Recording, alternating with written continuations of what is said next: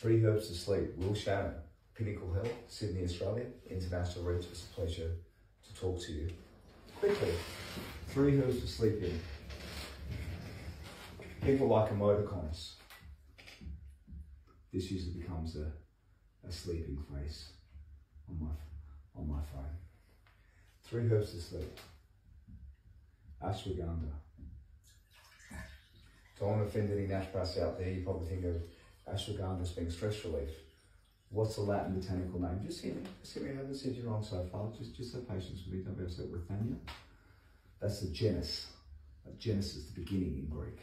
First book of the Bible. What's the species that we normally use? What are we talking about? We're talking about insomnia. Insomnia means a lack of sleeping. Insomnia means, what's this herb called? Somnifera.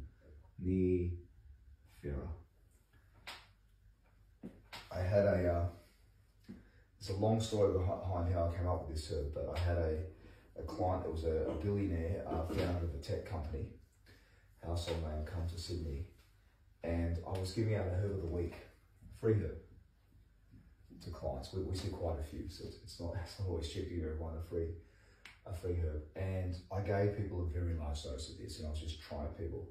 And people came back and said they felt like sleeping. Withania somnifera. Dosage matters with this. Talk to healthcare professionals, something go there. Next one. The date seed. Often people use the Chinese date seed. It's called jujube, or you'll sometimes hear it referred to as zizyphus. These are long names. They call this a hypnotic. I don't like too many herbs that are hypnotic. Hypnotic doesn't mean it hypnotizes you in a spiritual sense. A hypnotic just means it tends to sort of make you motionless. I remember I'd injured myself, and I remember taking a big dose of Chinese date seed, and I was struggling to sleep. I was in pain. Took Chinese date seed. I remember waking up in exactly the same position I fell asleep in. It's almost paralyzing. In fact, there's another herb we use, which you may know about, called Jamaican dogwood. They use it to paralyze fish in Jamaica. So that's what they got there. So that's 2. What else could you speak to your healthcare professional doctor about? Just some ideas for you. Well, you could do oat seed. Oat's funny, it kind of gives you energy and it relaxes the nerves. It's one of those good ones like that. Valerian. You might have heard of diazepam. Now it's not popular to use gender cliches, so kindly forgive me. Here in the intention of what I said, but it was often called the housewife drug of the 80s. Stressed. Valium. You might have heard of Valium. Diazepam, Valerian. I talked about passionflower. Now, this next one conflicts with everything. A lot of people think it does. It's outside the scope of me told you on the internet. Be very careful with this one. This can also flush different pharmaceuticals through the liver, so be careful dealing with this. Sometimes people look at St. John's wort, but I'd really say 100% talk to your doctor about that one. What else could you do? Well, this is getting a bit rarer. Have you heard of heroin, morphine? Don't do that. The oldest civilization, 6,000 years ago, Sumeria, first evidence of writing, it was called cuneiform, clay tablets. So let's go. What did they use? What did people use primitive surgery? Well, where does heroin and morphine come from? It comes from the poppy family.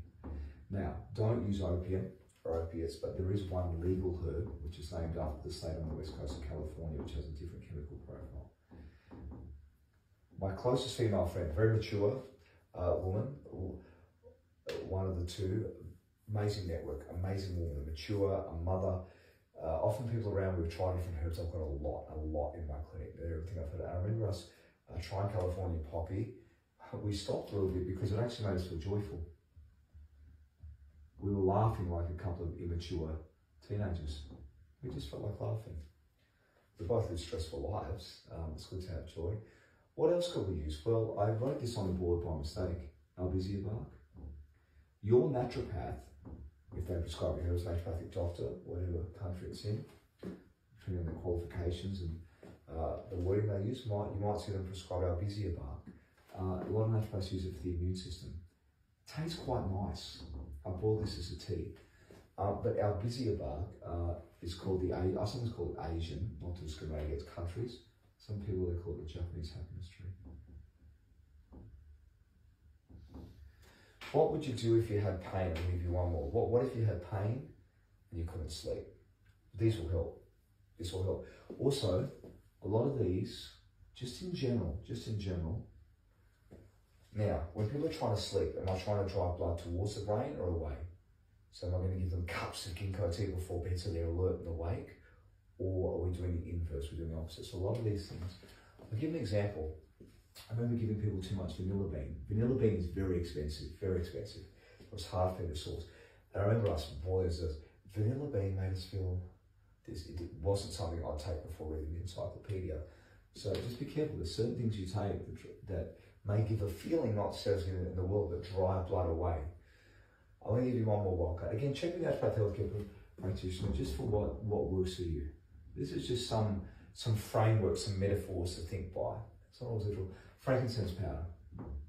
What did the wise man give Jesus? Frankincense, myrrh, and gold. I'm not asking you to consume gold, although they do take it in small form and colloidal. It's outside the scope of this discussion. Frankincense is also called boswellia. They tap into the tree in the Middle East, peel the bark, tap, and I won't say it's plant blood because it's not quite part of the plant circulatory system like that, but it's an antiseptic to protect the plant, and it's a painkiller.